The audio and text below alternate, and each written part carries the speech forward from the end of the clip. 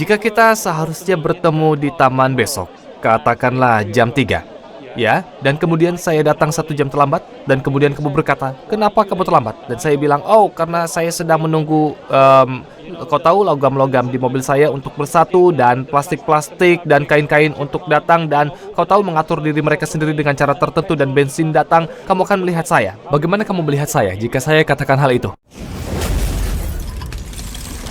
Itu Jen ya.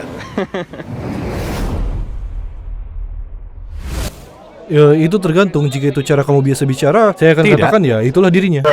Tidak, itu saya memberikan penjelasan kenapa saya terlambat dan kenapa mobil saya tidak siap karena perubahan belum terjadi. Kemudian perubahan itu terjadi dan saya bisa datang mengendarai sendiri meskipun bukan mobil Tesla, dan dia datang. Setiap orang yang masuk akal, Marco, dalam percakapan itu akan bertanya, apa kamu, seperti yang kamu katakan, sedang bercanda dengan saya? Seperti, apakah ini sindiran? Apakah ini jawaban satir? Saya akan bilang tidak.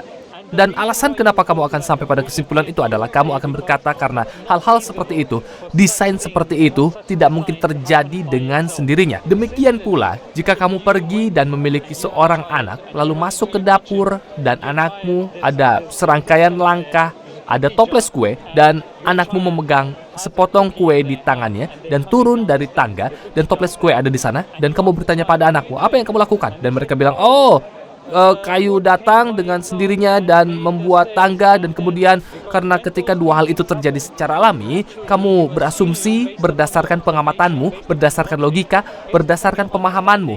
Kamu tidak bisa pertimbangkan ide lain. Ya, apa yang kamu lakukan adalah sesuatu yang juga digunakan ilmu pengetahuan, itu disebut inferensi ke penjelasan terbaik. Ya, inferensi ke penjelasan terbaik pertama adalah bahwa orang tersebut hanya membuat alasan. Mereka tidak ingin memberitahumu alasan sebenarnya bahwa mereka terlambat, dan itu hanya omong kosong. Kedua, anakmu benar-benar naik tangga, mengambil kue dari toples kue, meskipun kamu sudah memberitahu anakmu untuk tidak melakukannya.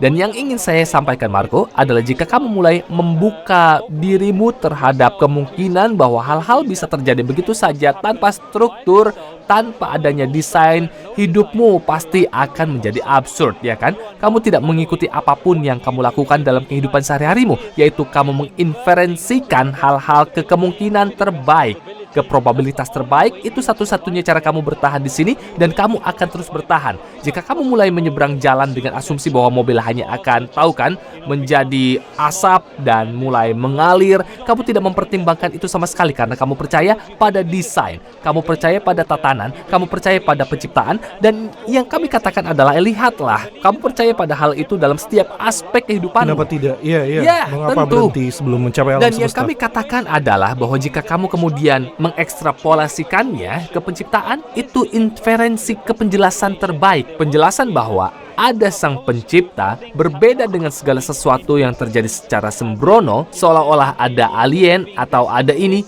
tampaknya menjadi inferensi terbaik, penjelasan terbaik. Dan kemudian ketika kamu mengakui ini, kita melangkah lebih jauh. Kita akan lihat ke dalam kitab suci, oke? Kamu bicara tentang nabi, kamu bicara tentang ini, dan kemudian ada sebuah struktur bukti. Kemudian kamu menciptakan gambaran yang lebih besar. Iya, dalam beberapa hal mungkin sedikit sulit bagi kamu untuk mengetahui, itulah kenapa ada akumulasi bukti.